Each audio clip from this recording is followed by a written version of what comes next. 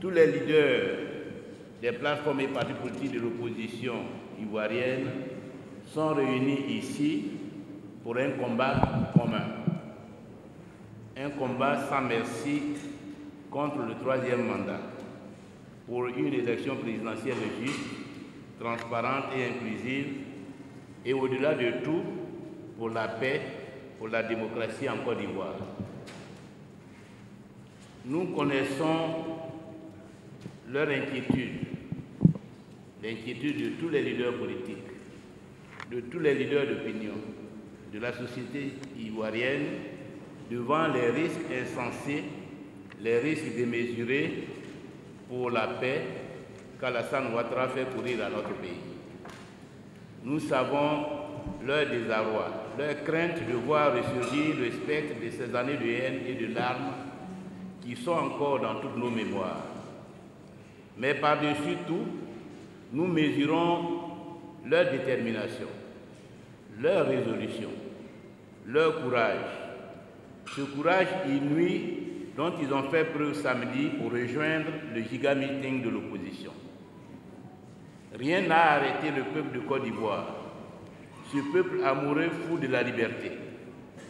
Il a marché, parfois des kilomètres, bravant les barrages, les violences, les intimidations, passant outre l'inquiétant dispositif militaire déployé aux abords du stade. Vous avez été témoins de ces scènes, vous les avez racontées. Le régime a voulu intimider et museler le peuple de Côte d'Ivoire, car un peuple qui se lève, c'est toujours une menace pour une dictature. Mais il n'a pas réussi, et il ne réussira pas. Rien n'arrêtera désormais le peuple de Côte d'Ivoire. Rien ne l'arrêtera, parce qu'il est animé par une soif ardente de changement. Une soif ardente d'en finir avec la dictature sournoise instaurée par Alassane Ouattara et qu'il entend perpétuer. Pour nous, le Félicia se voulait une main tendue, un appel à la discussion, l'expression de notre volonté de négocier. Nous espérions que ce raz-de-marée humain, refusant de manière à la fois tranquille et résolue le tripatouillage électoral, l'exclusion de plusieurs candidats dont certains sont à mes côtés, la forfaiture du troisième mandat contraindrait le pouvoir au dialogue. Nous l'espérions parce que, à nos yeux, le règlement pacifique des conflits doit être la norme dans une Côte d'Ivoire mature. Nous avons tous dans ce pays suffisamment souffert, collectivement, individuellement, pour connaître le prix de la guerre et la valeur de la paix, pour savoir aussi que l'on ne perd jamais la face en donnant une chance à la paix. Et pourtant, le régime est resté sourd à tous nos appels. Il prend sciemment, délibérément, le risque de plonger notre pays dans des affrontements dont nous ne voulons à aucun prix. Car il n'y a pas de pire violence que celle qui oppose les enfants d'un même pays. Alassane Ouattara en porterait seul la pleine et totale responsabilité. Seul face au peuple de Côte d'Ivoire qui dit non. Seul face à la communauté internationale qui observe cette dérive dictatoriale avec consternation. Parce qu'il est resté sourd à nos appels au dialogue, il nous contraint désormais à entrer dans une nouvelle séquence politique, l'acte 2 de la désobéissance civile.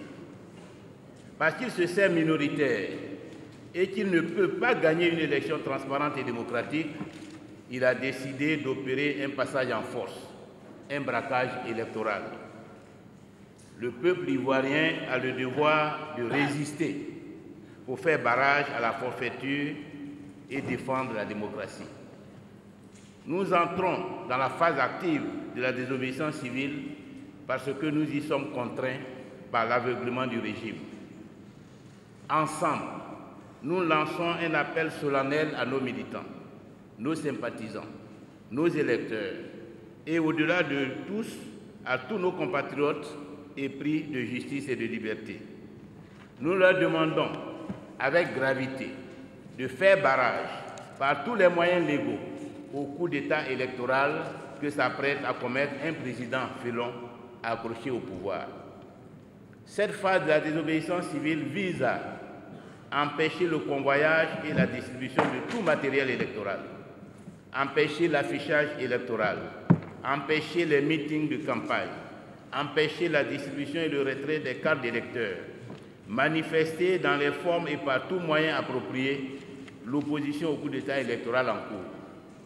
Notre désobéissance civile est un acte de résistance à un double coup d'État. Un coup d'État constitutionnel, car Alassane Ouattara est inéligible en vertu de la Constitution de 2016. Un coup d'État électoral avec la prise en otage du Conseil constitutionnel et de la Commission électorale indépendante. Ce qui est en cours, ce à quoi nous assistons à l'heure actuelle, ne s'appelle pas une élection présidentielle.